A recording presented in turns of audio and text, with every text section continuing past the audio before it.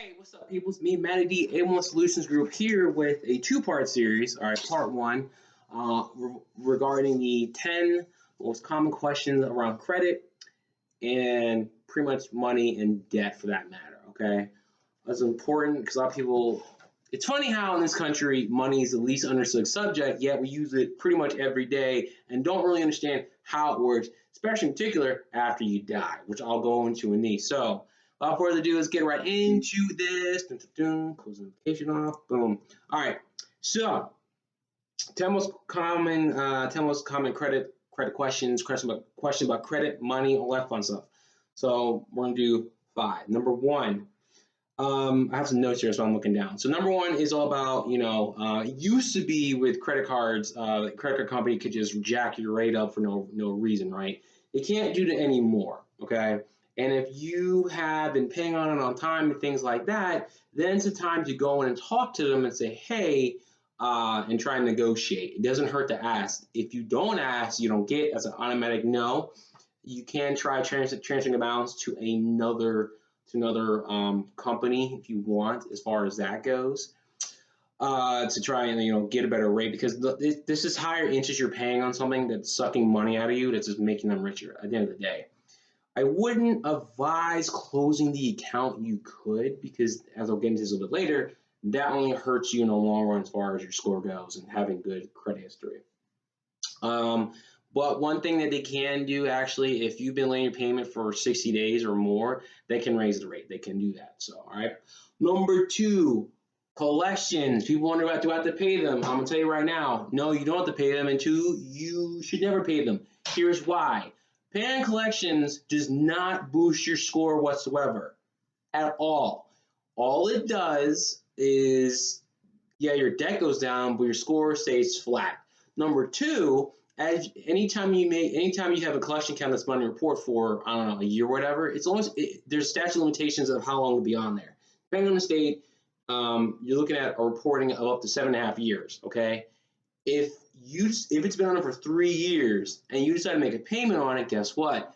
The clock starts all over again, and now it's been extended for another 7.5, 4, 5 years.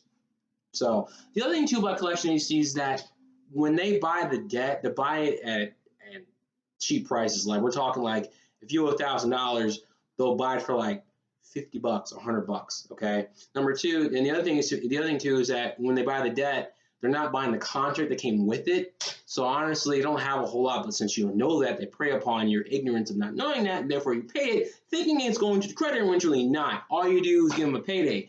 Because here's why. If they bought your debt let's say they buy your debt for $100, but you owe like $2,000, this is how they're able to negotiate with you, because they bought it and sell it at such a high margin, negotiate to $1,000. You think you're saving money, which you kind of are, but you're also giving them a nice payday. Think about that. So yeah, don't touch collection. That's what we're here for, to deal with it, to delete that bad debt off your report. All right. Number 3. This is a good one. The ideal number of credit cards. I'm going to tell you right now, there is no ideal number, none whatsoever. However, you can have 2 credit cards, you could have 20. It doesn't matter how many you have. What matters is how many can you manage. All right? Pause this real quick.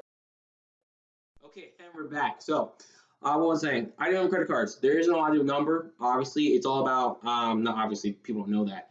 But it's all about how many can you manage, because here's the thing, that utilization rate goes across the board. So if you have, for example, $10,000 in total credit spread amongst, spread them out, like let's say it's 5 different cards, the instant you start getting close to 30% of the available credit, which in this case would be $3,000 across all 3, then your score starts taking a hit. So if you can't manage 5 cards or 10, and you only do 2 or 3, then just do 2 or 3. Keep the balances small, keep it active, because here's the thing.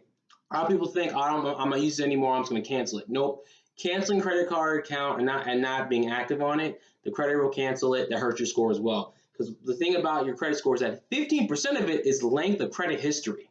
Now, 50% may not seem like a lot, but it's a nice chunk. It's a nice chunk. It's half of 30%. And 30% of your score is the amount of debt you have or your credit utilization. Okay, so 50% still pretty heavy. So as time goes on, the length of the age of the account starts adding more and more to your score. So when I've seen this several times where people had credit card accounts, close them, or the creditor closed them, and then it just hurts your score. So what happens now is that, yeah, the account may have ended on a positive note, but if that account had stayed open, the scores would be way higher than they are now. So think about that. All the other things you think about too is when it comes to credit cards is no, you don't want to have any annual fee. The interest rate, you got to find the one that works best for you. It has perks or whatnot. Make your money work for you. If you find a credit card that's great, it's got no annual fee, or let's say it does, and the interest rate isn't so bad, but you get perks which outweigh the fee, consider it. If not, get the lowest one you can and use it to build your credit to leverage it. All right. Number 4, this is more on financial management. If you have a child that's got a lot of debt, do you help them? What do you do? Well, it depends on the situation and your child. If you feel like your child can't handle money, you may not want to give them anything. You can gift them the money. This way, you can say, hey, here's $2,000. It's a gift. Don't worry about paying it back. Or you can put them in a contract and loan them money. Ultimately, it depends on the child, and you need to have the conversation and give them some financial literacy tools. Or like us, we offer them coaching when it comes to money, help them out with that. That's what's really going to solve that problem. Okay. Number 5, a spouse who died, who had debt. Are you liable for it? Great question. Here's where insurance comes in. You are not liable for it unless you co-signed, and or number 2, you live in what's called a community property state. And those states are Arizona, California, Idaho, Nevada, New Mexico, Texas, Washington, and Wisconsin. Again, those states are Arizona, California, Idaho, Nevada, New Mexico, Texas, Washington, Wisconsin.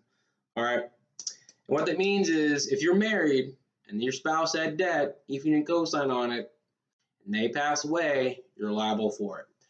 And to mitigate this risk or to nullify it, this is where having life insurance comes into play. Life insurance helps to pay off debts, liabilities, and keep your assets like a home. Okay? So if you have enough life insurance, if they pass away and you're responsible for stuff or you co-sign, use the life insurance to pay it off, and it makes the transition of all that smoother. So all you gotta do is be concerned with healing, okay, from inside, and the financial part's taken care of. So with that being said, that's it. If you like this, please like the video, or better yet, comment below, let me know what your thoughts are. All right, I'll see y'all in part 2. Deuces.